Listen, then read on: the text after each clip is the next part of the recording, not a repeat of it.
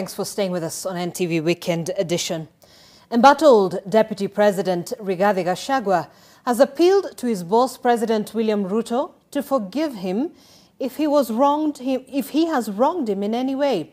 The Deputy President, who is facing an impeachment process at the National Assembly, is also seeking forgiveness from members of Parliament, Kenyans, and his family. NTV's political affairs reporter Vincent Odwor tells us more. Sunday, Deputy President Rigathi Gachagua was not the usual stinging talker and stern-faced man he is known to be. His demeanor was more of a man under siege, subdued, a man shaken, and in the middle of a storm. His words were in tandem with more apologies in one speech, possibly more than have been heard from him before. A key one was to his boss and bro-turned-foe, President William Ruto. I want to say to my brother, President William Ruto, if in our zeal to work, I have wronged you, please find it in your heart to forgive me. If my spouse, in our duties for the boy child and our program, has wronged you in any way, find it in your heart to forgive her.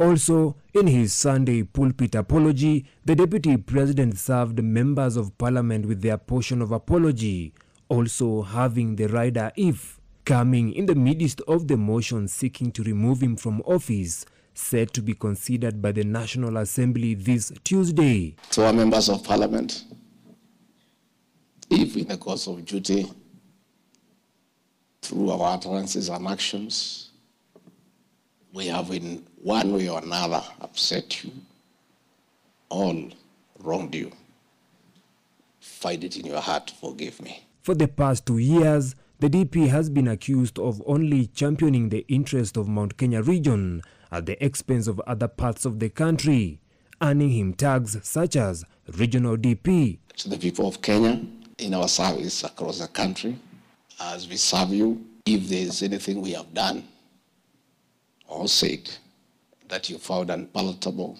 that you found unacceptable, please find it in your heart to forgive me. His wording was quite particular, where, going by his diction, strict linguists would argue that his apologies were framed as being conditional, not so much about him acknowledging any wrongdoing, but apologizing in the event his deeds were received with offense. The consistent use of the conditional clause if deliberate is very telling. However, the DP is not the only one who has had his name dragged through the uncomfortable terrain of the impeachment motion. His family is in the mix. My foster daughters and the children, I want to apologize as a politician that your names are everywhere for no reason.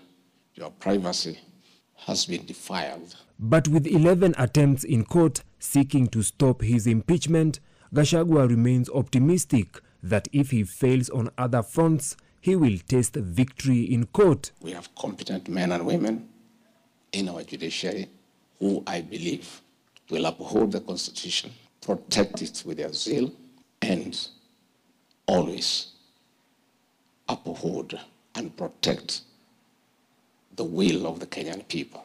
The DP has been granted 2 hours on Tuesday to be heard before the National Assembly during his impeachment process. Vincent Odwor, NTV.